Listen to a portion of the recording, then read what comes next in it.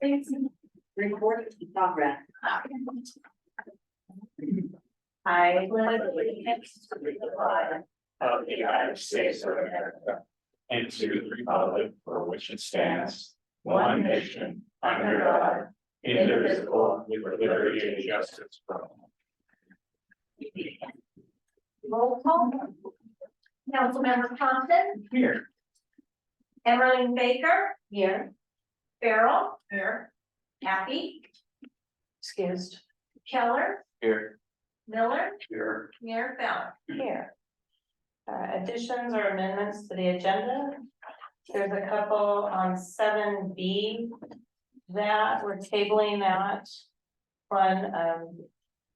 And on 10, the executive session, it says ORS 192.660. We need to add 2F. Number. And those are the only two that I have.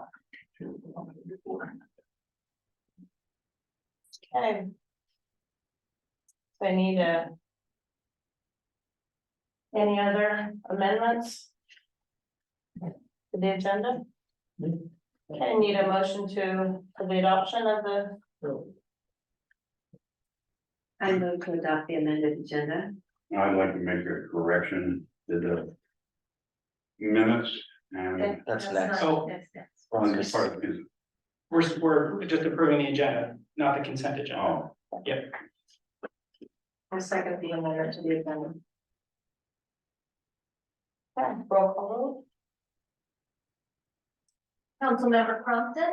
Aye. Evelyn Baker. Aye. Farrell. Aye. Keller. Aye. Miller. I, Mayor Fallon. Aye. All right, Butch, now. okay, Councilman. amendment to, city council minutes.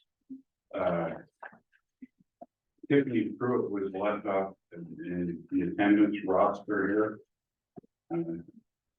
And you can see further down in the minutes that she spoke, so she was here. So her name needs to be added on the attendance roster. And as far as the ratification of bills, our bill sheet here has got a lot of duplication in it. Really, why? We had to vote. Oh, Yeah. there was an error in Cassell, sorry, there was an error in Cassell, for some reason it doubled the amount, so when we went to go sign the checks. The invoice didn't match what was on the check, so we voided all those out and rewrote them. That's why we got all these. Yes, yeah, sorry, I didn't, yeah, I just have to check. I went to go sign the check and went, none of those are right. Otherwise, that is all I have. Yeah. Okay. Anything else? Okay.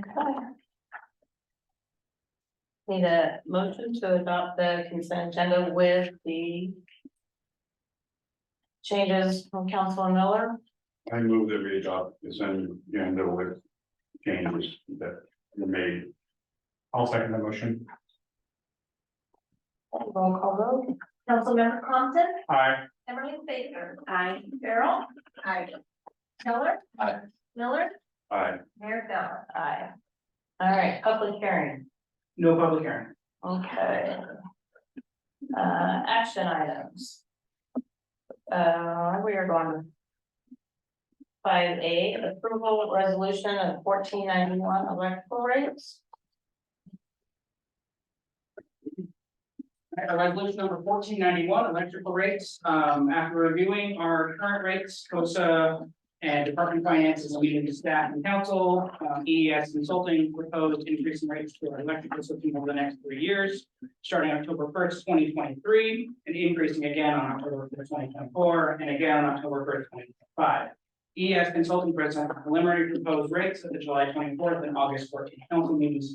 Those recommended rate changes are in the proposed resolution. It also adds a new section about new large loads and a separate contract requirement for all loads over 1 megawatt. So this is that option 3, that middle road option that, from my understanding, was a strong consensus from council to move forward with.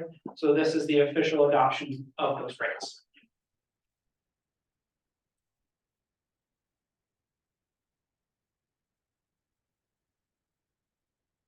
And there is, on 5, you wanted the Cody? Yep.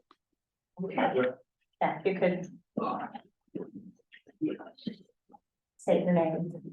My name's Michael Cody Stillman, I live at 8 level.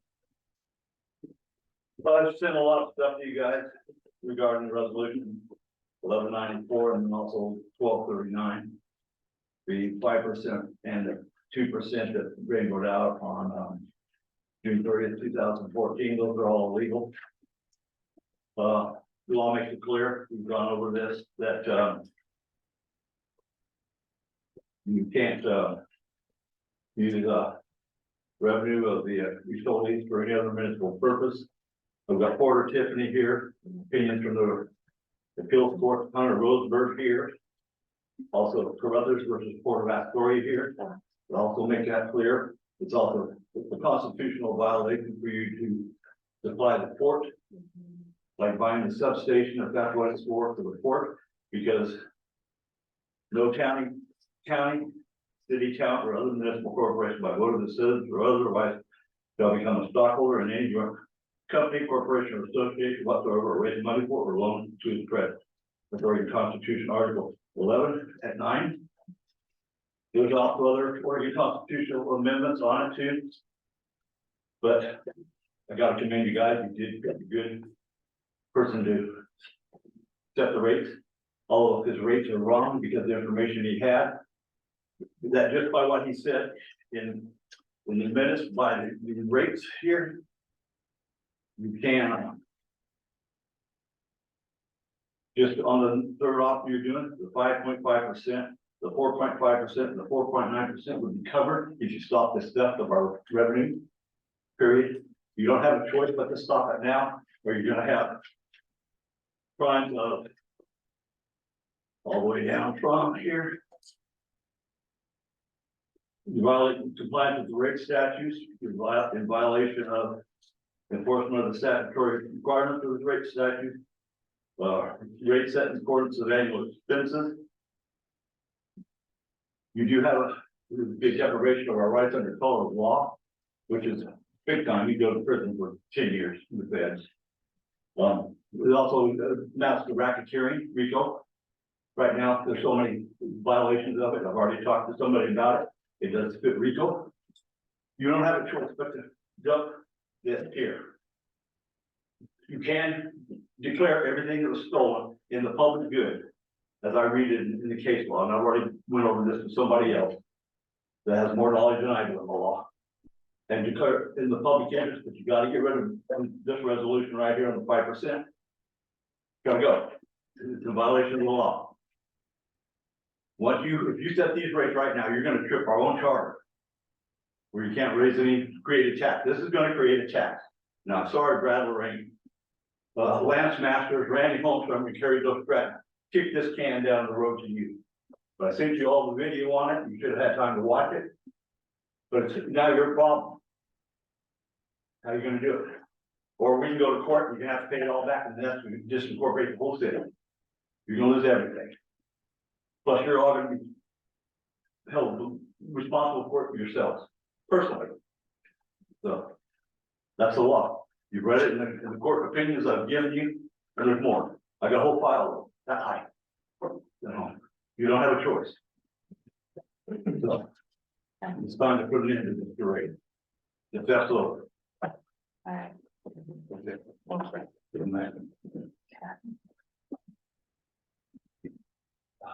All right. So. We're talking about the 1491 electrical rates. So I know in our last conversation, there was basically, it was option 1, option 2, and option 3. And it sounded like option 3 was in the middle of the road at 1 and 2.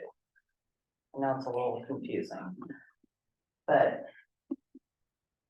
we need to have a discussion about it. We did discuss, booking at least 2 meetings, and it did seem like lesser burden on electrical paint users to go with this option, as well as trying to increase the industrial use. Bearing information shared with us, is there any need to talk to our attorney? Or have we spoken to our attorney? No, we're good.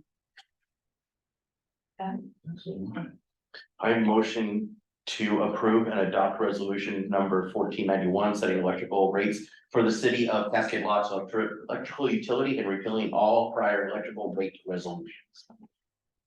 Okay, is there a second?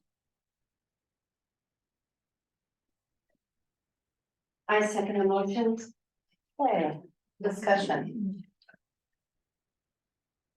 Again, we were aware so that our citizens know BPA is raising the rates. We need to make sure the city stays solvent. And that we have had data sharing that our rates have been below state levels.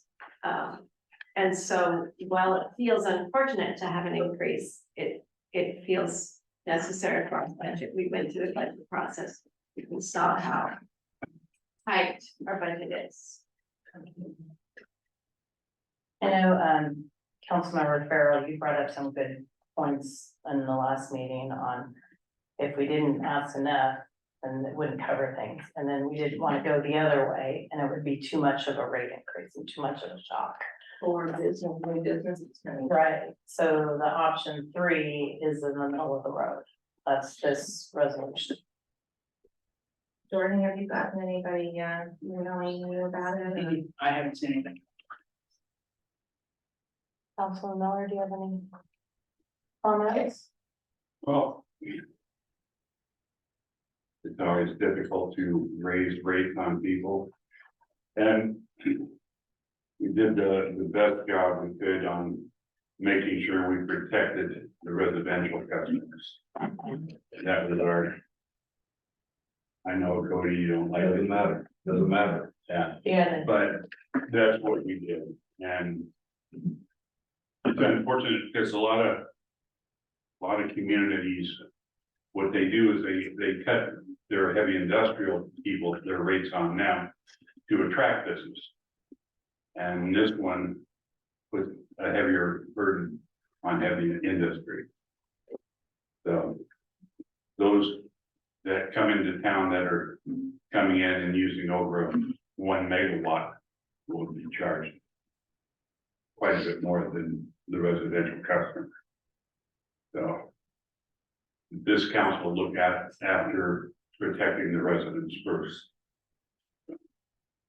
That's what I got. And option 3 didn't burden the higher users as much as 2. Councilman Compton, do you have any comments? No, this was the best option for us to keep our town electrical department on solid ground. It was as lenient as we could be on all of our customers, and but while still making sure that we had our operating budget. Okay. I just wanted to add to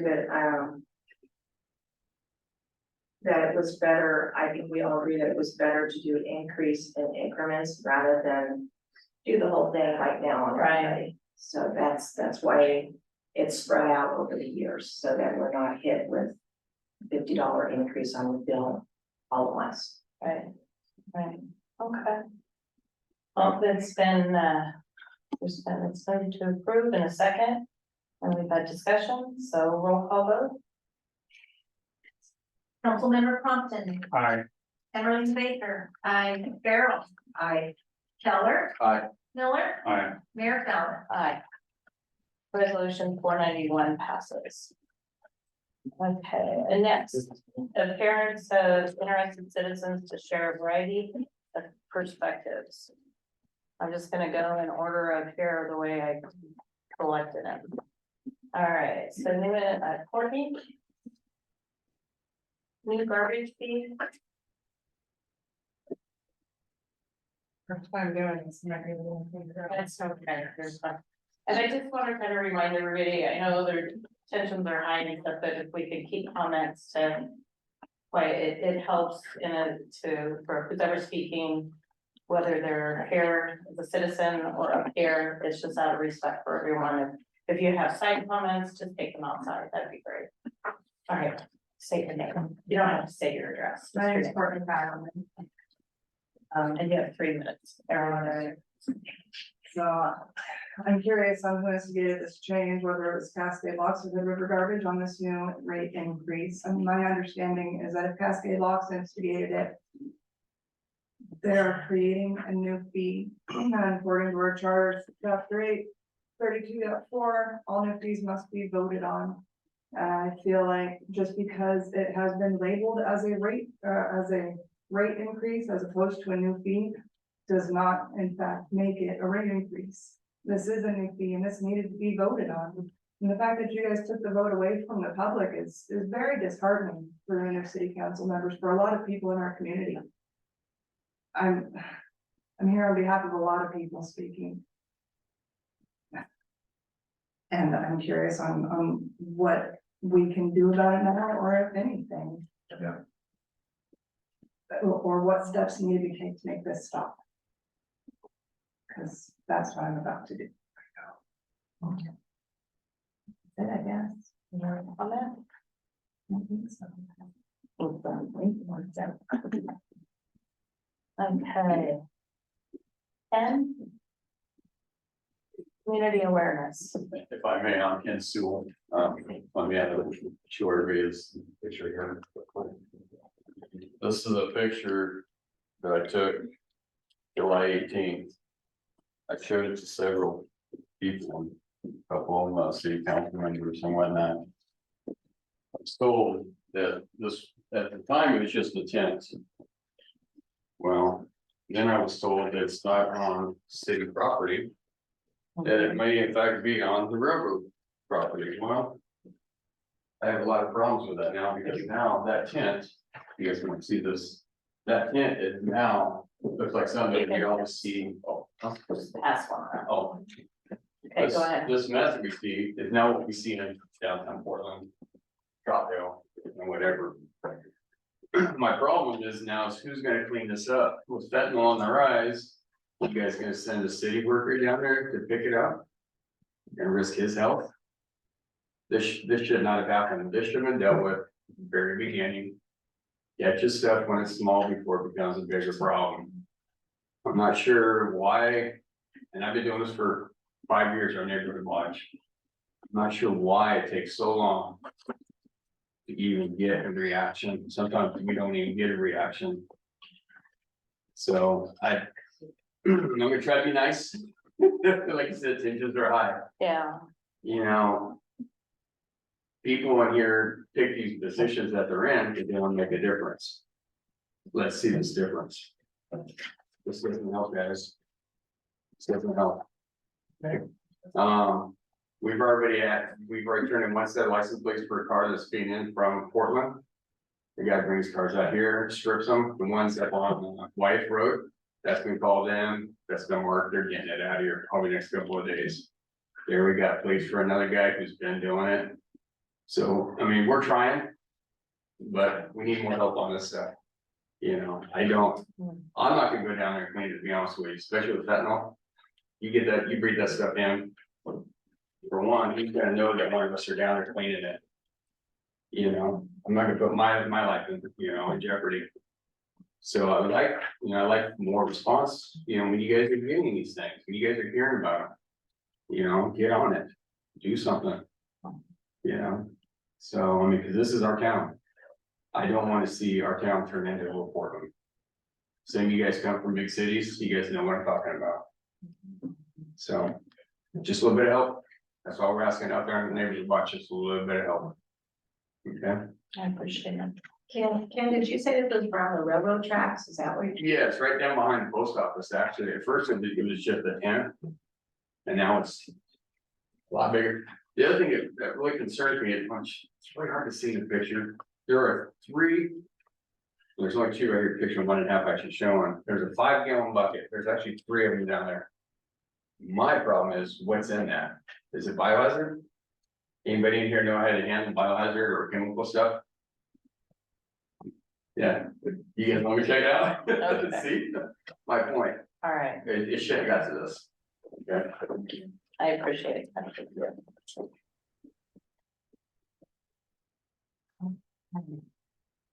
Martha. Mama. Public bathroom. And then My first pet peeve. Community bathroom. I want to thank Jordan for stepping up last week and taking care of their filthy bathroom situation since our approving. Volunteers are now there between 11 and 12 till 7 o'clock at night on Wednesday. I'm sure they're gonna have to use facilities. But I don't like this to be my ongoing problem. I've had it for years. I was told before COVID that the administration did not have the manpower to do the work. So they offered me the cleaning products and I could do it myself. That's not happening. So can you it's a say big bathroom. it's here? Yeah. In It's Seattle. the main bathroom downstairs across from the gym. That's where people come to do all sorts of business here. It's the first reflection. If that's filthy, it's a projection of it's not a good situation for the town. And I don't want to have to check it every month. I've been doing it for years. And I'd like to know that every week somebody's gonna put the products in there, they're gonna take care of it. And so that it's not always a good issue. That's all. Am I done? Sure done. All right. Thank you.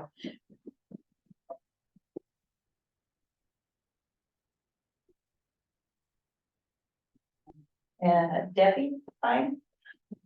Tourism support staff, Yeah, I'm here to talk about that. the state. Tourism support staff, the vote that was taken last month. I just wanted to say that there were a lot of mistakes made on our part. We were counting on Jordan to do this for us, because Gordon has always done it. Gordon, previous manager. And so a lot of the new people had no idea how an RFP worked. I was the only one that knew that we had to have interviews. None of the other committees knew that because they're all new. So that didn't get done. Even though it says in your minutes that it did happen for your vote minutes. We did not get a chance to interview either one of them. Janice came to the July 10th meeting. And I was a start, I didn't even know she had put her application in. I didn't know we were having interviews, neither did Matt. Matt knew nothing about the interviews. So he stopped Janice and said, no, we're not doing the interviews right now. Because Annie was sitting right there, we do them separately. When you open up an RFP, you do it privately, and then you discuss that, their paperwork, then you ask a private interview for each applicant. Well, then I started going through the application for Janice and discovered it really wasn't for Janice, it's for the museum. Not Janice. Janice is gonna represent them, I guess. Or this other person, Kirsten Holmberg, that I know nothing about, I didn't even know who she is gonna represent them. We had no idea this was taking place. Then you guys voted. Even though we didn't have interviews, and then you had not 8 to 9 times, I didn't know if I got them all counted. That you said you wanted her, Janice, because she was local. There's not one single thing in this RFP that asks for local people only to apply. And that they will be given the position over anyone else because they're local. That is discrimination, and that is a lawsuit. You cannot do that. No way. Can't do it in the federal government, can't do it in the city government. I'm asking that there be a, I don't know if it's a revote or a reconsideration, but in the 19+ years that I've been on tourism, the council has never went against what we have recommended, and we recommended Annie. And this is one of the reasons that we recommended her. Debbie, you've reached your time, went over a little bit, but I made notes and we'll take them into consideration. I appreciate you coming and talking. There's time. There's a 3-minute. There's a 3-minute. Did you say that? It's, Did you tell me 3 minutes? it's, There's some reasons, money wise, why that. but I took notes and I'm gonna circle back around to you for that. Okay. All right, thank you. Thank you very much. Tiffany? No, we've got 2 on there. I know, I'll save it for the second one. Okay. Okay. And Cody, are you back up again? Oh, yeah. All right. Come on. Oh, yeah. So Tiffany, you're just in 7A. Actually, 17. 7C. Do I change that? We got a couple of things here. Cody, let's see. So it just everyone is 3 minutes. So, Well, my first amendment, second clause, and fifth clause, oh, we're gonna do 3 minutes. whatever you say. Go ahead. First of all, I'm not gonna come in with just bad news. You guys keep griping about not being able to do assessments for the development here. Here's the policy, it's in the charter. If you learn how to read your charter, you understand your policy clause is the first part that you follow the Oregon laws. Then it gets into your charter after that, what you can and cannot do, liberal can do in the charter itself.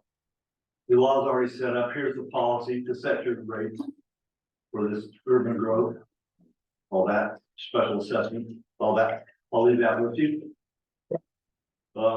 Here's a major proposal assessment.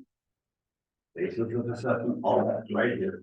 Whatever assessment you collect on. Then you have a street lighting fee on the bill.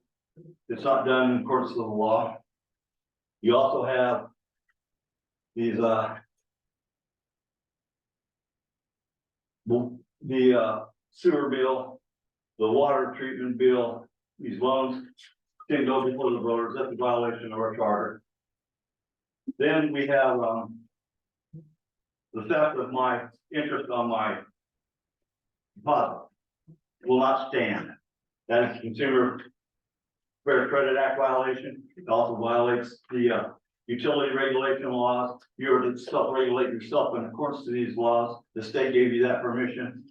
Now, if you want to stay stupid here, we can go, and I can just add that to the racketeering charge. So I'm going to be filing with the Attorney General of Oregon. We don't want to do names. Let's not name call.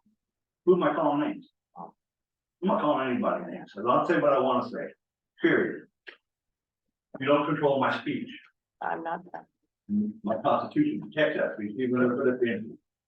So, Jordan, you're making a big mistake here. I'm not one you want to ignore. At all. Theft is theft. It's all just fine. Theft by deception. Do not ignore me, give you the answer back on how much interest you owe me. Period. I gave you a time limit and I'm in. Time's out. Thank you. Cody, could you hand that to Jordan, please? I'll do it. I'll do it. Thanks. Yeah, I need to strap it. Thank you. You? Jordan. Sorry, right here. Right. Thank you. Yeah, you got more for it, you need it. I'm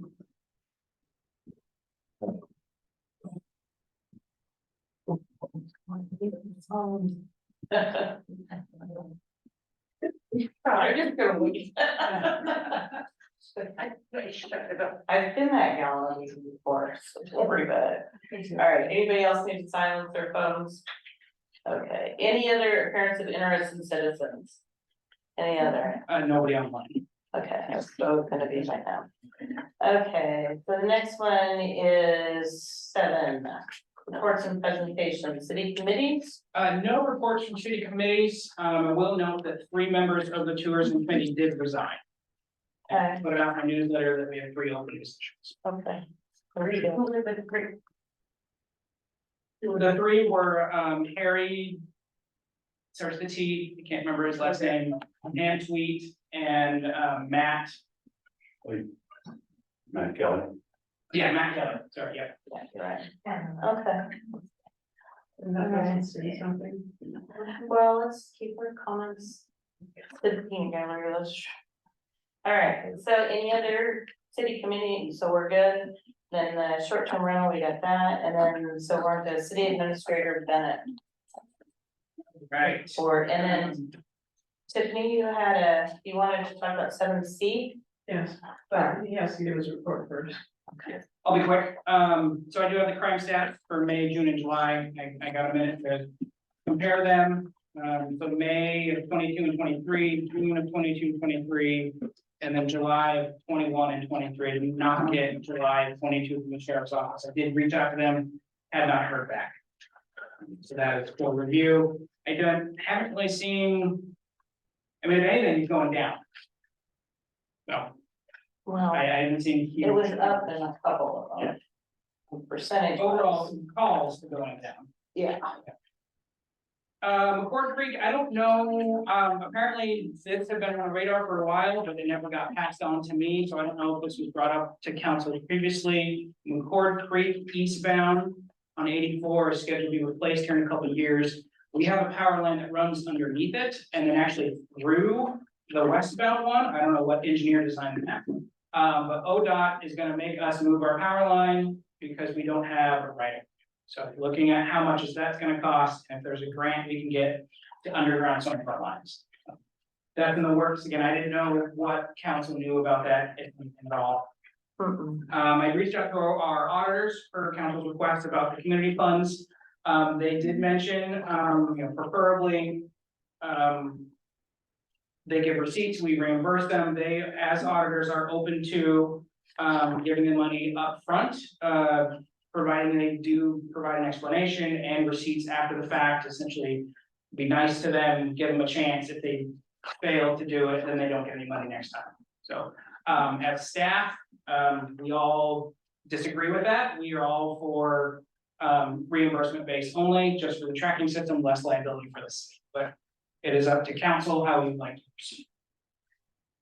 Did a reminder, just to get out there last week about the garbage roll carts. Garbage pickup will start on this Wednesday, the 30th, recycling next Wednesday on the 6th. I've got some questions on their pickup time. They have it starting this Wednesday. The garbage, yes. Yeah. Well. They just got their carts and people have been putting their garbage in their cans all this time. Are they supposed to be picking up their cans now and dumping it into the new one? That is a good question. I hadn't actually thought of that. And Glad you brought that up. there are some people that only get their garbage picked up once a month. And it's the first Wednesday, which would be the Wednesday following this, Oh, gotcha. Yeah, so. I'll reach out to Jim first thing tomorrow. Yeah, that's a good point.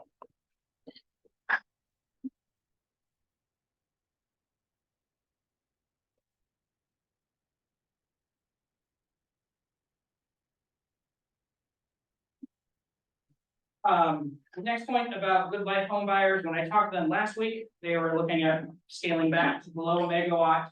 I had lunch with them today, now they're going back to 3 megawatts or more. They did the numbers, they said it wouldn't work. Upfront investment is just too much, so it's kind of 3 megawatts and up. I mean, otherwise they wouldn't make any money, so.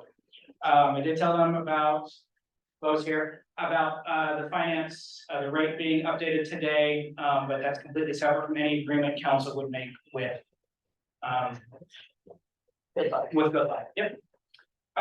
Jacob's annual increase for operating our wastewater treatment plant. about a 15% increase of nearly $20,449. When I put the budget together, I was not anticipating increase, especially one that large. We do have the funds to cover it, and it'll be a strain, but we can cover it. Their reasoning was that they, in the previous contract, underestimated the cost of hauling the waste out. So that is about half of the funds. The other half is increased to fees to their staff. Their staff haven't actually been putting in a lot of extra hours during this renovation of our system. And then the cost of chemicals like everything else is going. That was their reason. On the last item, did want to clarify, it's about when the hotel was reserved, it was actually reserved the day before, not a last minute thing. But as it says, there is nothing in writing about what our policy is on hotel rooms. There had been a standard practice of 2 hours, except in the case of Salem, because Salem has always been notorious for driving-ins in the past, and this is information I've gotten from city reporters later on how this operated. That if they had a meeting in Salem, that 2-hour limit. One other item I forgot to put in here is the next strategic plan meeting is September 6th in this room, and it'll be virtual as well. That's all I got. And did That is also the open house for the school. Oh, I didn't know that. the 6th, Yes. and did the surveys get round out? She wanted to scan it, so we scanned them. Yeah. Okay. And then Jordan, what happens after that meeting? Where's the time frame for council? So she sent me a draft of action items. I reviewed them, kind of did a ease versus impact study and what's easy, what's the low hanging fruit, what's the things we really want to do, their time frame. I reviewed that, stored them, sent them to Amanda. She's going to review it as well. We're going to give that to the committee on the 6th and review it. Along with the kind of the overall draft of the plan. They're gonna approve that hopefully on the 6th. And barring no further discussion, that will then go to council in October. I think October 9th, I think is that first meeting in October. That's the time.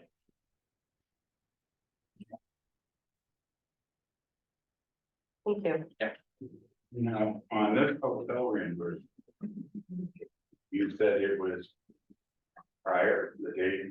Yeah, when we originally talked, I misheard, but it was, from my understanding, correct me if I'm wrong, Mayor, it was the day before that you I received it. looked at the night before. And I- So, but reading, Councilman Miller, reading the agenda, because it's always discussed on what we're gonna do. So it was discussed that I was going, it was discussed that I got a scholarship to go. And so, but we didn't discuss the spending of one night at the hotel. So I read the rules. We didn't approve that. So if you don't approve it, I'm okay with it. I am, But Do I get to talk on this now before you guys start your discussion?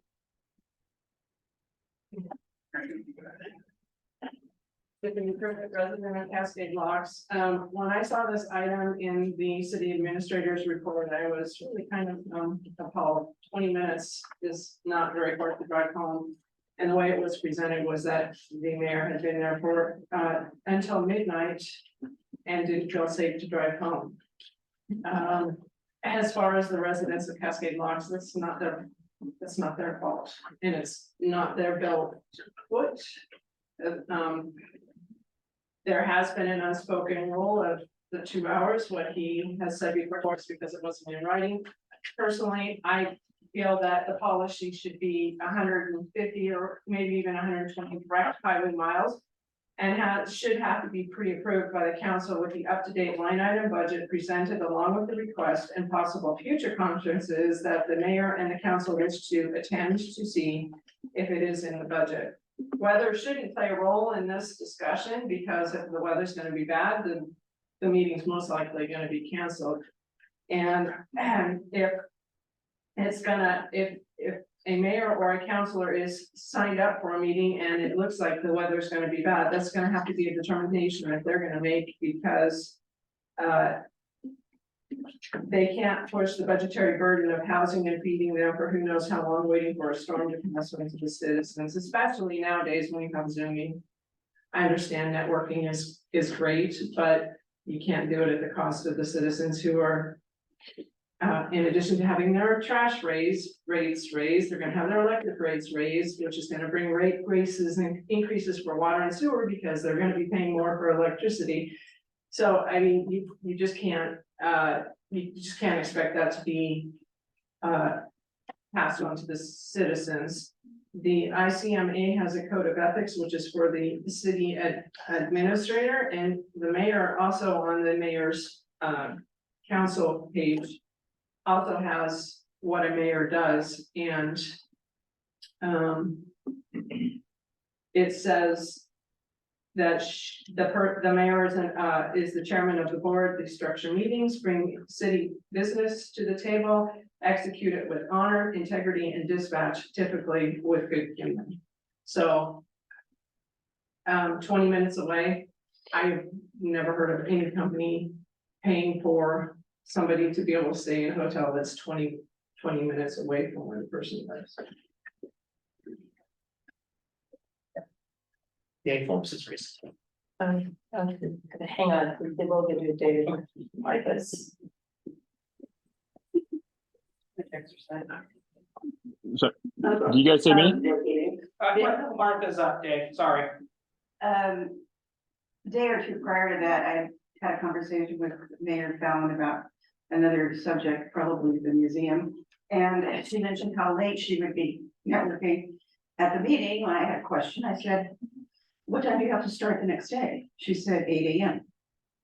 So my common sense approach to things, maybe I'm wrong, was, well, why did they pay for one night for a hotel? So I probably instigated this. She does have a full-time job. She was giving up 3 days of her work to do this. I think we need to take all that into consideration. I certainly did. You know, I worked for the city for free, spending my own money for years, 14 years. And I'd like to see us be a little more flexible. And I forgot to add, those meetings ended at Tiffany, your time is done. Tiffany, please be respectful, your time is done. No more comments. I'll Please. give her time. No, all right, so Dave wanted to speak. Dave, go ahead.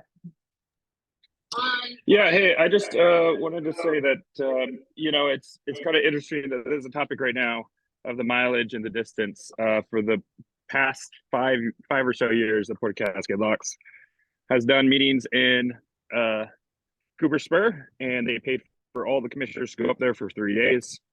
And that's just 45 minutes away. And it hasn't been a deal until Mayor Fallon went to Hood River and had the big conference in Hood River. And I think for a company to not pay for a hotel 20 minutes away, a conference, usually you're paying for somebody to go to the conference. I think it's the whole package. And I just don't understand why it's a problem now when it wasn't a problem last year, the year before, when the Port Commission wanted to go, 45 minutes away and have multiple hour or days long meetings where most of the residents in the town could not go to meetings. And so they chose to have their meetings at a resort where it was really difficult for everybody to go to, but it technically was still in the district. And that wasn't a problem, but now this is. I just think it's a selective judgment here. I don't think there's any problem here. Thank you. Councilmember Denise. In looking for best practice from other cities, I called the League of Oregon Cities and I had to leave a message for the person they referred me to so that we get this is not the first city to have travel expenses. But what I did find was from the Code of Federal Regulations in the National Archives, and I did BCC the council just tonight for our meeting, but probably too late for you to see it.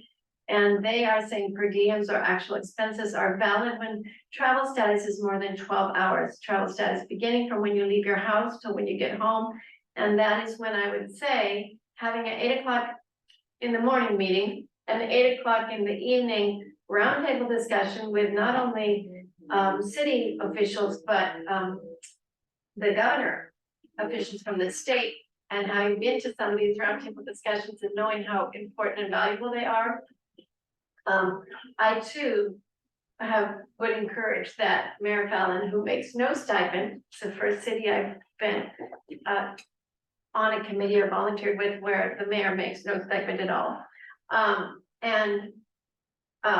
Knowing that in an upcoming conference, not only did Mayor Fallon and I get a scholarship, we decided to share a room, so we are saving lots of money, and gave our other scholarship room, so somebody else was covered.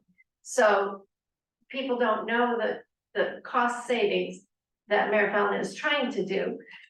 And really for her to ask for a one-night hotel was probably something she would not normally do, but having this 8 in the morning till almost midnight, the roundtable may have lasted quite late. I know at least till 10 is what I imagine, and then being back at 8 in the morning, I too would have recommended covering that night.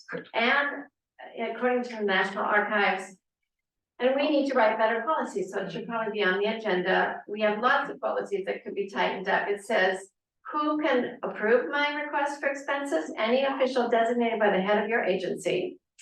For when an agency can issue a blanket actual expense. When should I request authorization? Should be made in advance of travel. However, subject to your agency's policy, after the fact approvals may be granted when supported by an explanation acceptable to your agency. So that is according to the Code of Federal Regulations, National Archives. I do in my research as well, feel that probably our mileage rate and other rates are dictated by the federal government and their reimbursement program. And it states a distance of 70 miles. Well, one of the things I see is what we're seeing on the administrator's report and now what we're hearing are two different things.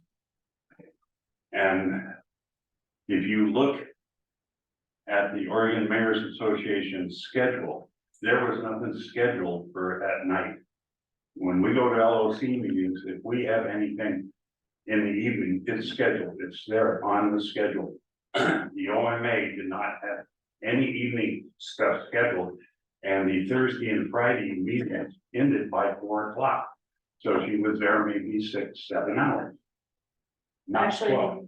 Councilman Miller, I'm gonna correct you, there were events both evenings. Well, they didn't put it in their schedule. Well, they're on my schedule, there were events both evenings. Still, Mr. Miller, on the, sorry to interrupt, on the conferences that I often attend to, there are networking events held afterwards that are not directly associated with the organizations that's producing the conference, but is part of the conference. Bill, when you go to these meetings and you register, you know what's there. And by their schedule, and you should be making your adjustments and your reservation accordingly. That should have been brought forward in the meeting that we had when she announced she was going to it. She said she would not be staying there. So. And it's 20 minutes away. I mean. You from 82nd in Portland to downtown, maybe 20 minutes. If you're driving in city traffic. Here's open freeway. I just don't. And I talked to a former city employee. They said they had a rule of 50 miles before you could have an overnight stay.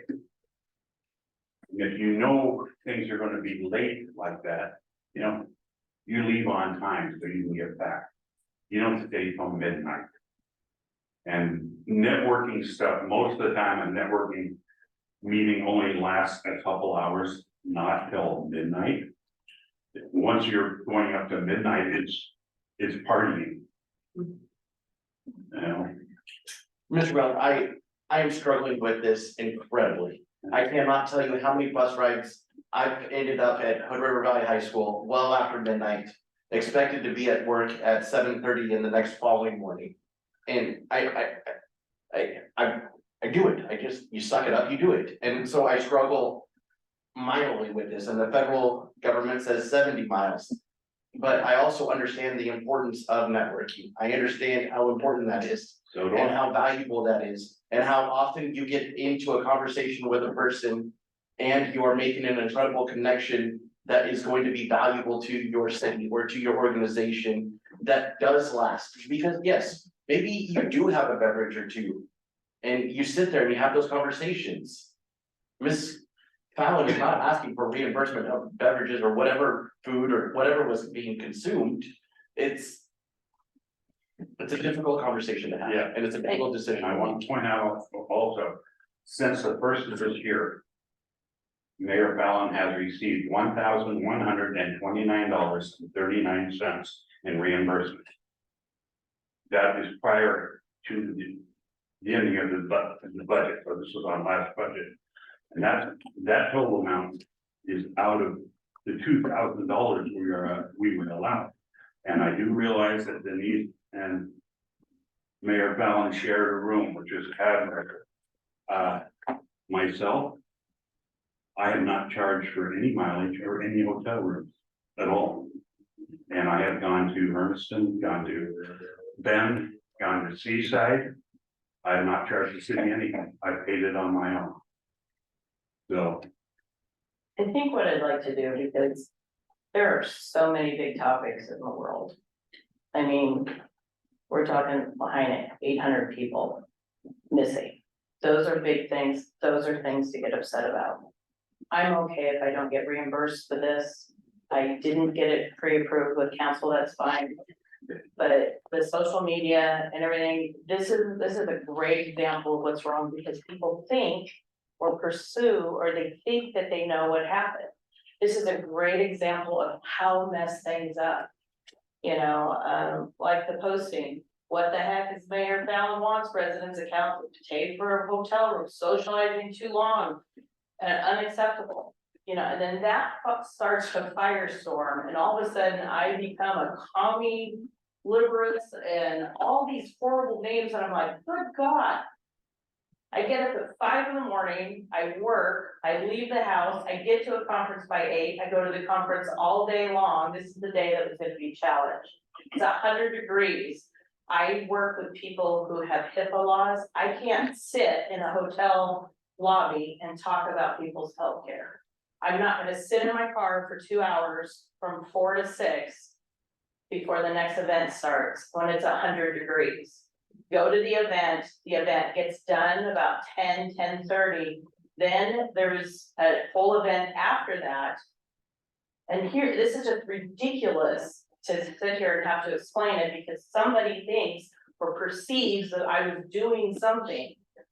But no, those are the things that are really valuable when you are having those conversations with not only other mayors, but city reps and individuals that work for the governor of our state.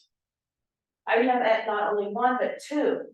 And I tell you what, I'm not gonna sit there and apologize or regret sitting there talking to a governor representative until midnight. This is just insane. So at this point, I'm gonna end the conversation. I don't wanna be reimbursed. You get to talk, but this is just, I don't know, it's beyond my thinking. So, but this is no, you didn't sign up and we're just, So if we didn't sign up, we can't be heard? yes, they can. yes, you can, go ahead. If you'd like to come up, state your name. I say mine first? Yes, please. Just a minute, Georgia. Okay, I'm gonna judge that one. Okay, hang on, let Councilman Farrer talk. Okay, I don't think anyone is saying that networking is good, or that you shouldn't have done it, or you should have driven home, or anything like that. But in general, when going to a conference, it's up to the attendee to cover anything that's outside of the conference's parameters. Anything outside those parameters is a choice the attendee has made and not up to reimbursement after the fact. I feel keeping our unwritten standard practice of 2-hour travel time before hotel reimbursement would be allowed should be continued. And as for adding inclement weather exceptions, I don't think that should be implemented. I commuted decades on I-84 between Cascade Locks and Hood River, and never did my employer ever offer me compensation. Transportation is the responsibility of the commuter. And so if it was up to a vote, I would have to say no to the reimbursement, not that it was wrong that you did anything wrong, or that the networking is bad, but just that would have to be your responsibility. Thank you. Thank you. Hi, my name is Jordan Miranda. Okay, first off, as far as that meeting goes, there's a pamphlet that showed what Thursday's time was, Friday's time was, Saturday's time was. It didn't say, okay, there's gonna be extra things. So if you're going to get off, it was the last one, Saturday, was 4:45. Let's give it an hour, because people talk after. And yeah, whatever. If there's gonna be anything else that should be put in there, that there's other events, so that the people are aware of what's happening and what's not happening. I worked where I had to go to different meetings. I got paid for the time if it was scheduled and allowed enough time for me to go from that place to home, and that was it. It wasn't because I stayed and did extra. I chose to do extra things. That's on me. I mean, that's how it is in the real world. And if you're going to do it, you need to be upfront and transparent is the word I need. To where everybody understands what's going on, because I myself thought it was totally ridiculous that you were asking for that, considering what information we had, that the event was to 4:45, that the last day, and that. Now, can I touch the garbage really quick? No, we're beyond that. Thank you. So I'm done then for the. Yeah. Thank you.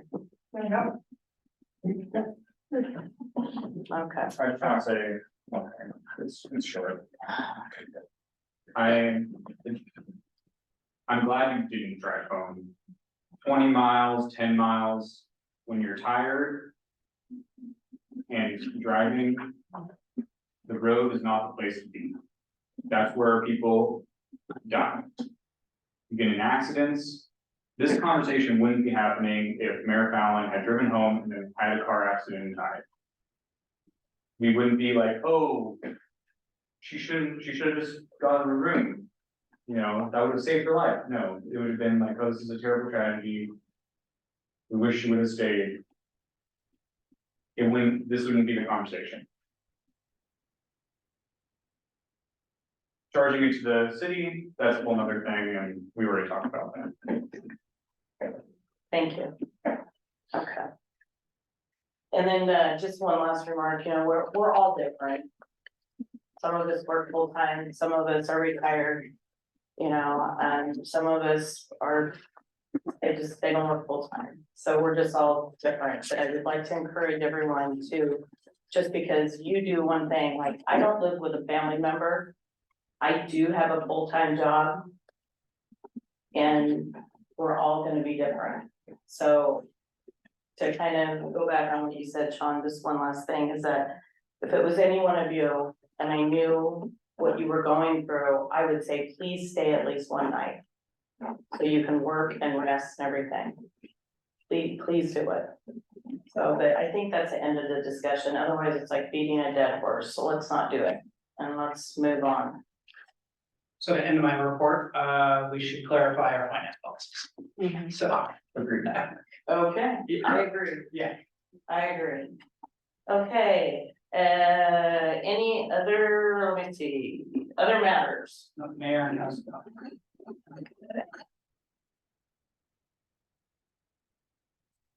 Do that after executive or? We'll do it now. Okay. Like usually last time. Okay. So we'll go to comments. Councilman Miller? Want to thank staff for all their hard work. And, I understand the frustration of a lot of the people who didn't think they had a vote on the carts, the roll carts.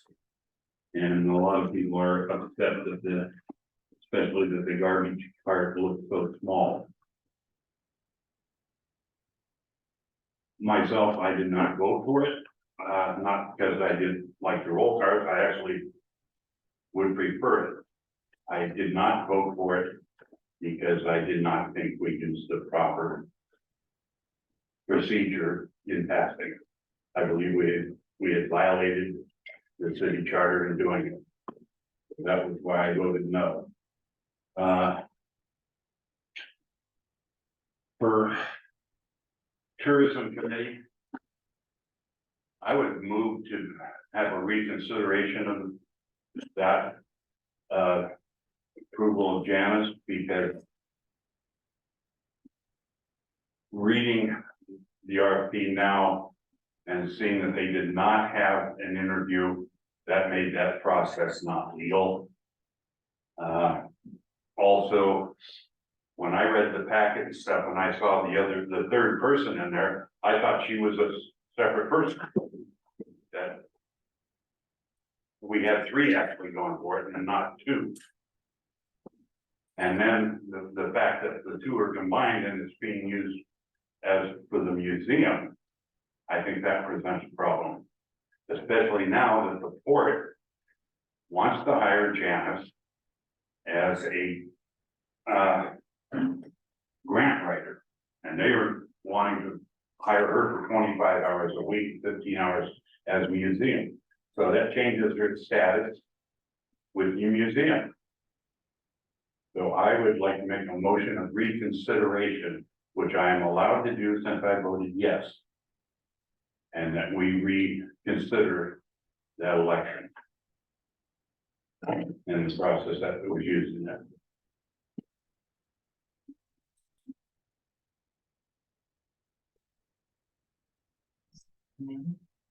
Is that for now? Yeah. Well, I'll second it because that was in my comments too. Can I add something? Sure. From our last city council meeting on the 14th, when we voted on the tourism support staff, we was talking about those item 5C in our packet. Anyway, even before it was brought up here, it was brought up to my attention that both proposals were not reviewed by the tourism committee as stated in the agenda item. To me, it's extremely important that whatever is presented to the council be accurate. And for that reason, I think the vote should be opened up again after the more discussion. Okay, there's been a motion and a second discussion. I want to report from the minutes that it was mentioned that many of the duties that are written in our documents for the Tourism Council have not yet been met, such as heightened awareness for visitors and locals, recommending planned expenditures to the city budget office, advising the city on goals, having a goal setting meeting. And that is where I felt that while I have nothing negative to say about the former paid consultant, obviously the tourism committee liked Annie, that I felt that Janice Crane, as was transparent in her application through the organization, could follow some of these committee duties and out of our charter and our ordinances, possibly more. And it wasn't, all of these things are mentioned. It wasn't just that Janice was local. It is not illegal or discriminatory to say having somebody local might be nice when there are other reasons that there was a unanimous vote for, Janice Crane and the museum, her museum assistant. I did not. I vote also in know favor. that Jeremiah Blue from the port once mentioned, when some other discussion came up, that he knew in Stevenson, there was somebody employed by the port and by the city as well. Remembering that this is a paid consultant position. And even Annie has other people that she does work for. It is an independent contract paid consultant position.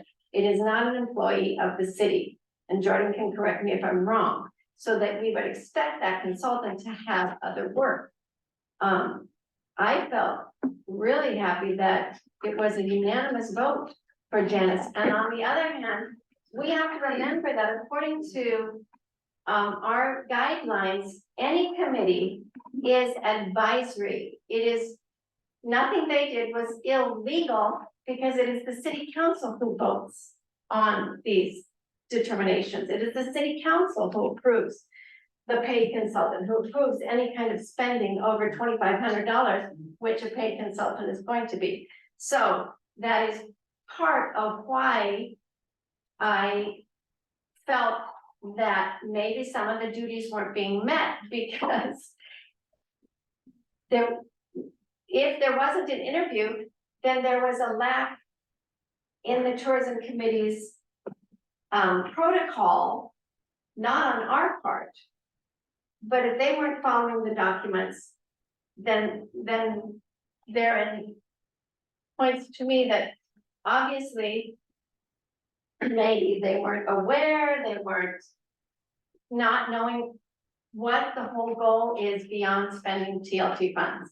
So I felt really positive about it, and I would not revote. I think it sets a poor precedent if we have a unanimous vote on something for someone and then we revote. I did not vote in favor of the historical museum. I voted in favor of Annie. Sorry.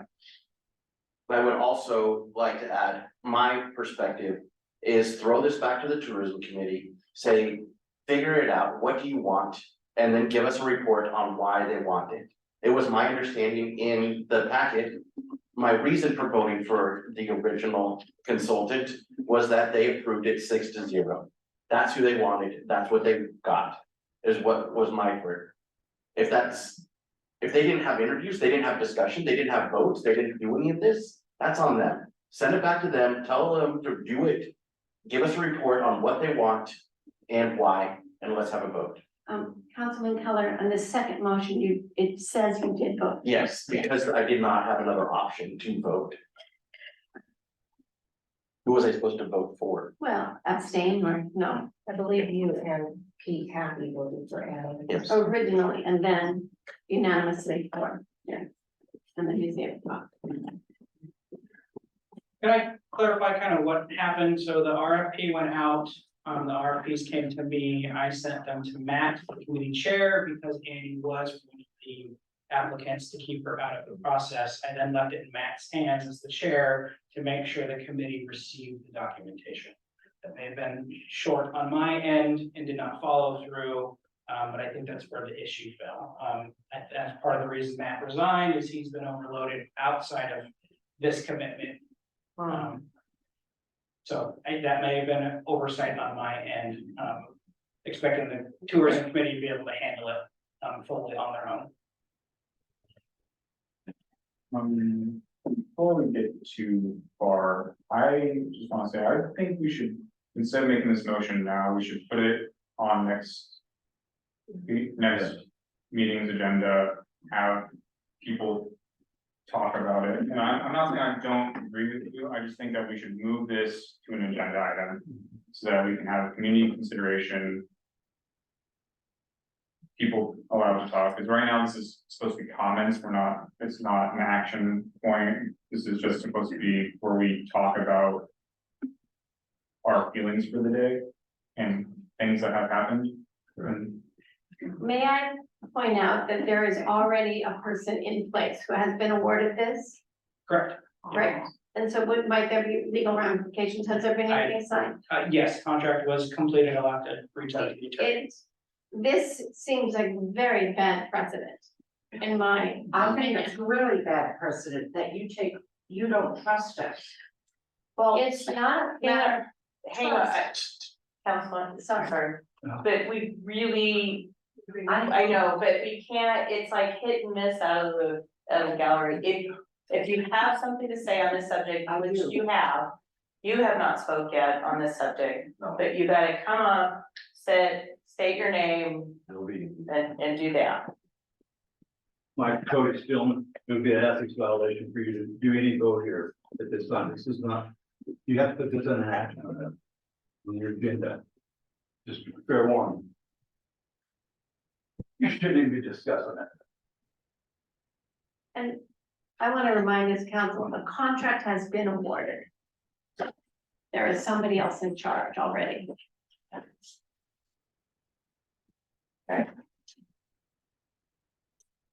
Her resume was not truthful. After reading it, I find out this gal's gonna do the work. She didn't apply for this job. This lady applied, not this lady. Kirsten Holmberg. She did not apply. We don't know anything about her, don't even know what she looks like. And you can sit there and smile at me all you want, but Debbie, this was hang on. not right. You've spoke once on this topic, and I know Okay, you're I'm adding gonna to, tell something else. so, Here is what Annie was. We gave a very nice presentation of what we've been doing and what our goals are. We are limited to only tourism dollars spent for tourism, not plants, not whatever you think we need. Annie spent this year, so far up to date, $949.75. Now, we went by what Gordon told us. We went 2 years with not knowing what our budget was. And he kept saying, don't spend, don't spend, don't spend. So we held it clear back because we had no idea how much money we had. We asked Annie not to do too much because we wanted to hold it back. She held it back to 1890. She didn't even go to the 20,000 because we kept pushing her back. We can't do anymore because we did not know what our budget was. We paid Annie $4,347 for design work at $50 an hour. That's how much design work she did. Had we paid anybody else, it would have been $150 an hour. So you triple that. We're trying to think of the dollars that we have and spend them well. Yes, we did wrong in not following up with Jordan. Matt was in South America, in Brazil or somewhere that week. I knew we had to do the interviews. I was the only one, and that's why I said at the meeting, and it's in here, what in the world is going on? Why is she here? She wasn't supposed to be there for an interview. I don't know why she showed up. Anyway, I'm just trying to tell you that we did exactly what the city manager asked us. thank you. Thank you, your time's up. You spoke twice. I know. In interest of time. It's just, I don't believe you guys did. Just. Thank you, I think we got it. Thank you. 20 years I've been on this committee. Thank you. Enough comments, please. Good. Sean, Councilman Compton, I think you bring up a really good point, and to put this on the agenda and to really just, how does council feel about that? Along with recommendation from our city council, like the legal counsel. I think that's a good idea. I think we, what is the word? We Consult. stop any work happening in tourism because we have now, we're telling. Well, we don't have any. Currently, please. A currently appointed lead, telling the currently appointed lead, I know many people would like to apply for the tourism. Oh, I'm positions as sure. well. Okay, hang on a minute, I just wanna remind the public that when the council is deliberating, this is a time for the council to deliberate. This is not back where you keep making comments. We cannot have meetings this way. They don't run this way. I appreciate it, thank you. It seems very odd that we have awarded a contract and we're now considering taking it away based on one person's speaking at a council meeting. I also want to remind this council that if you read the ordinance regarding the tourism committee and you read our committee guidelines, there were many things not being done, which I would have expected the paid consultant to make sure were being done. I did earlier this year try to share these guidelines with the tourism committee, hopefully getting them on board with goal setting, setting budgets, and it did not happen. And so, although change feels difficult, although somebody can be very nice, there was a different city administrator apparently who had different opinions on how the tourism committee should be run, but it is more than spending TLT funds. It's written in our guidelines, it is more than spending TLT funds. And therefore, a change, in my opinion, might be good to help do those other duties beyond spending TLT funds for marketing and promotion, graphic design. And I respect that Annie's done a fabulous job on some of her designing brochures and ads and that, you know, so anyway, that's why I am fully against bringing up something voted on and a contract awarded back to another meeting. Perhaps a council consensus might be in there. I think what I agree with Eric here, and I'll withdraw the motion on the idea that we have the city attorney address the issue. Not only the legality of the contract, but the RFP and how the whole hiring interview process was handled. So is there consensus of council? To add it to the next agenda. And Pending a good time to consult? legal consulting. Mhm. I'd say no. Yes. Yes. Alright, wonderful. Okay, so that will go on the next meeting. Got it written down. Alright, thank you. Mr. Miller, is there anything else? No. Your comments? Alright, I'm done. Okay. First question, who remembers channel 23? So everything got posted on it for those listening who are newcomers, and it was available to all households with a TV and our local cable, and most everyone in town got included. So I would like the minutes available in written form, printed out from every city council meeting, available at City Hall for no extra charge for those unavailable to process the internet or just need a printed copy for other reasons. I even personally will pay for 2 rings a month to cover the paper costs. Because I'm tired of the breakdown in the communication and we need to solve this issue as a council. And I mean, ideally, I'd like the minutes sent out to all of our utility customers with their bills, but I know that's way too costly and we are unable to do so. But I think if people knew that they could come in and pick up the minutes, they would be much more up to date on everything that's happening. That's my 2 cents on that. For garbage, besides the fact that residents should have been able to vote on this, and no, I won't stop stating that, we, the counselors, answer to all the people, not just to those in specific geographical areas of Cascade locks. Personally, I don't like the monster recycling container in my yard. I much prefer the tubs with the lid on the paper tub.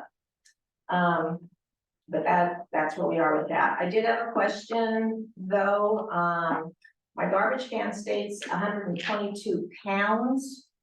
And the flyer states 135. Is that the difference of the weight of the can? Anyway, I'm kind of curious on that one. And I've seen 2 different garbage can sizes being delivered to households, and it's confusing everyone. And so we need to get clarification on that, like why are some people getting small cans, other people getting bigger? I don't understand the breakdown on that, because we weren't told about that, council was not told there would be 2 different sizes depending on what criteria. I think it was those who had, 1 can versus 2 cans of the old system. Yeah. So those that had the 32 gallon old cans got the larger new one. Which is the, 61 down. Yeah. okay, well, I got big one and I only put in a can, Okay, so that's not just one. okay, yeah. If we could maybe get clarification on that. And the last thing I was gonna bring up was the community picnic. I was disappointed with it, a few things. I wasn't really in on the planning, so I don't feel at liberty to say too much about it, but the main one being a lower attendance from what I could estimate. I've been to all 3 of them, and we've done a community survey each picnic. If there is another annual picnic, I don't think a survey should be presented unless maybe the attendee is a new resident to the community over the last year. You can only do so many surveys, and, you know. I was also wondering if part of our allotted hours for patrol were used to have Sheriff English there. As he said while he was on stage, and I'm hoping it was kiddingly, that he was there for the mayor's personal protection detail. Since the budget is not in good condition, I will probably vote no on the next request for a community picnic. But having said all of that, I do want to thank all the residents who came out and that I had an opportunity to converse with. And I'm done. All right. Thank you, staff, and for everybody that came and spoke your opinion, whether people have a dissenting opinion, that's important. That's where we all learn, and I want to thank you for being here, people online and here. I do want to point out that I appreciate any references that might be found to be illegal, and that are checking with our city administrator to check with the attorney is always a great thing. We appreciate that. As far as the garbage cans, I tried to do some research today, and a couple of good things I found were that the Mid-Columbia Community Action Council, personally, when I called them, said they can help provide garbage service discount for folks in Cascade Locks who are 60 years old plus. I said, not any other income guidelines. She said no. So maybe I've emailed this to Jordan, maybe this can be put on our website or something, but you'd call, I guess the acronym is MCAP. As well as, I did look at our ordinances, which are online on our website, and they're hard to find. Someday we'll get them easy to access, but code 50.11 is about rates, electric rates. And it says the council shall have exclusive authority to determine reasonable and proper rates to be charged for the collection of garbage, refuse, recycling, and solid waste. And to fix the maximum rate which may be charged therefore. So it is in our ordinances that these rates can be determined by the council. And then the third thing was I was going to call the Hood River, but I was a little bit late in checking, but I did find an article from Cornell University that explained to me, because I was wondering, that apparently there have been several studies on putting a larger recycling and a smaller waste bin, and it truly does reduce waste and increase recycling. They're doing studies all over. And then in another benefit, like what's the pros and cons? I tried to look up, and some studies have been done that the rolling trash can reduces waste in the streets, reduces vermin that like to eat some of that waste, and it reduces injuries for the sanitation workers, which is very important. So those were some things on the garbage can. As far as, I really appreciate, Ken, all that you do. And yay, we have a community liaison now. so that maybe that person can start learning who to call. Whether that's the railroad, I know when I called in what appears to be toxic smoke from an alleged manufacturing location, I am told that I need to call DEQ. So I'm learning, and I'm gonna look for more, who do we call to stop some of this stuff until we get more law enforcement? So I wanna thank you for that. For the cleaning of the bathrooms, I appreciate that being done. I'm sure the city will look forward to that as we look at maybe some TLT funds, maintaining our tourism related facilities such as Overlook Park. There might be funds for more cleaning here, I don't know. But I spoke to the tourism, and I do honestly appreciate a relationship is made, and that there's good feelings and great, and that having been on a tourism committee for 7 years in another city, I see so much more that can be done. And hoping that will happen. I wanted to say, yes, I hope we will put on the agenda the community fund, how it gets reimbursed, as well as our travel and expenses. And personally, I think the combination of mileage and or time spent, which I saw on the code that I read, might be some that we might add both of those things. I hope we'll look at the open house time and the strategic plan time so that they don't overlap too much. If we have to make a change of the strategic plan, I don't know, because it will be hard to change the school's open house, and that's really important. I wanted to say, I think that's all my points that I had listed, and again, thank you everybody for all that you do. Ron, I wanted to just thank the citizens taking the initiative to petition their government. It's a very, very difficult thing. I've done it to other organizations or other governmental agencies, and I'm shaking and nervous. It's an incredibly difficult thing. Thank you to the staff, showing up to the picnic and being there present to the community members was huge, and that was an incredible time out of your day. And the community picnic was an incredible amount of fun. It was great to see, as Mayor Fallon pointed out, the children just running around and being kids as a collective group within the community. Thank you to Mr. Schneider. I can't imagine all the work that he put into helping us with the rate study and listening to our feedback and helping us get this process in a really reasonable amount of time and very efficient. I had a tremendous boss, my very first professional boss, and she told me criticize in private and promote in public. We all have the same goal within this. We all want a better community.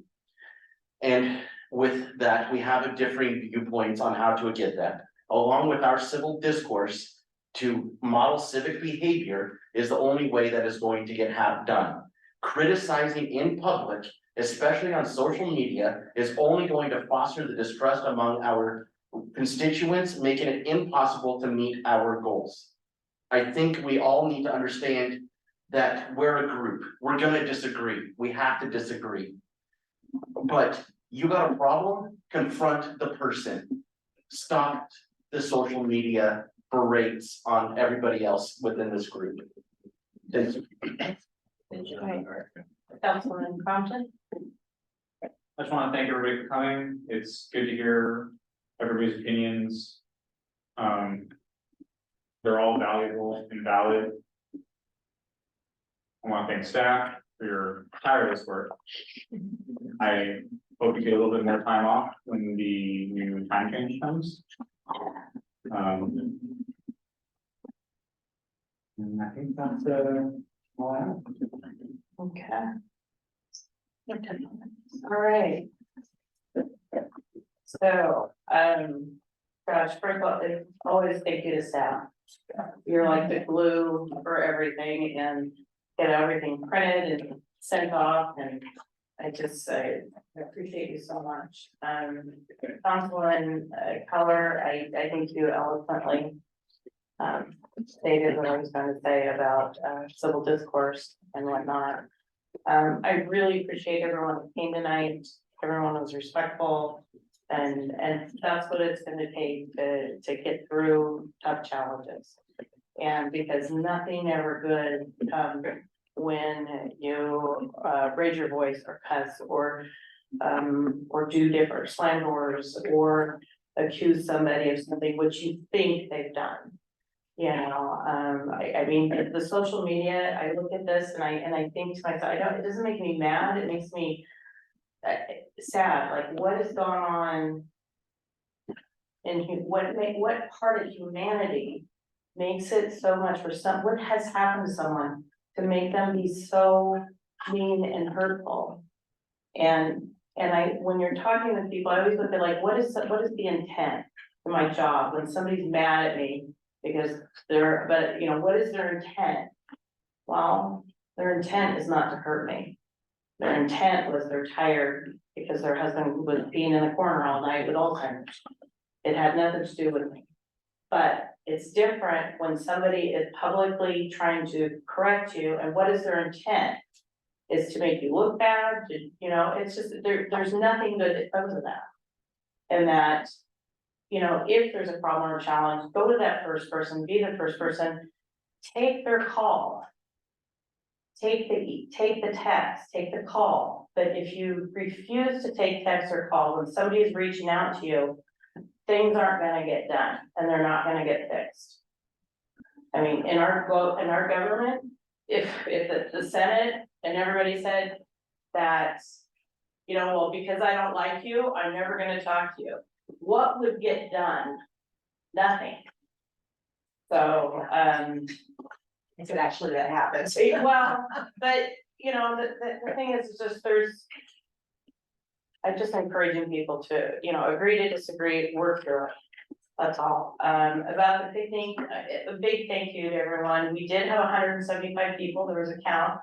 So I felt good about it. It was just a little spread out. It started out slower this year, but then it built up. So I felt pretty good about it. The sheriff, he was kidding. He wasn't. I don't get a personal bodyguard, so no. And I asked him to stand up because Chief Logan went out on a call. Jordan had left, and so he got to stand up there and do it. That's why he was there, not for my personal bodyguard. That doesn't happen.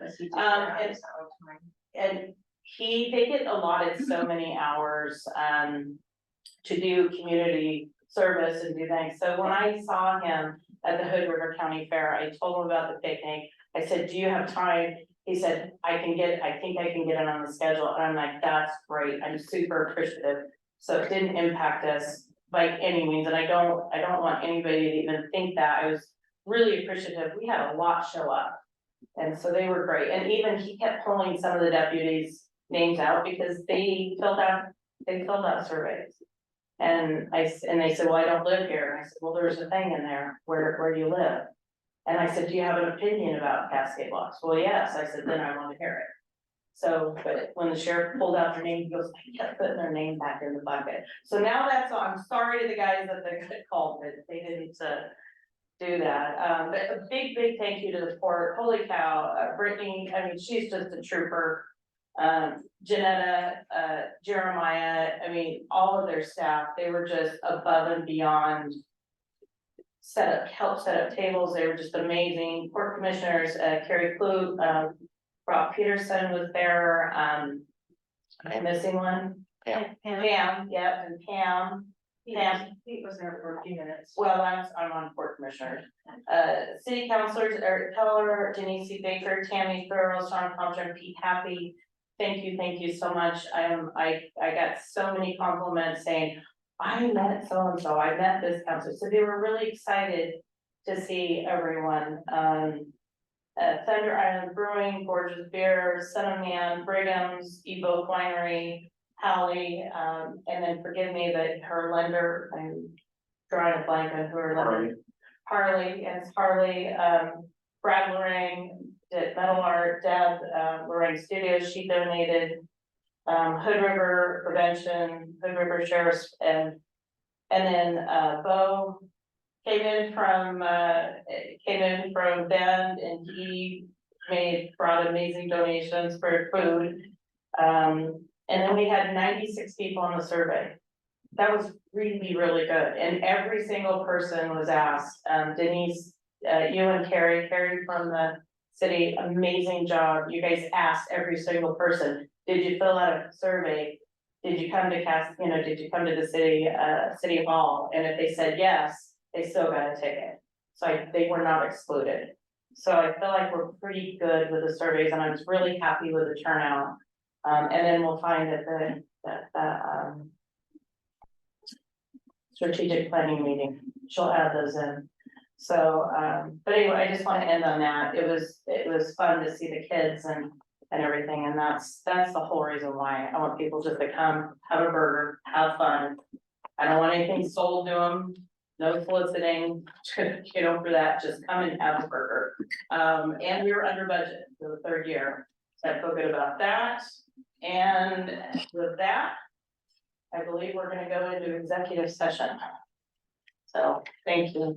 We need a motion to go into executive session. Oh, need a motion to go into executive session. I motion to go to executive session. Second, we need a roll call vote. Thank you, everyone. Thank you, everyone.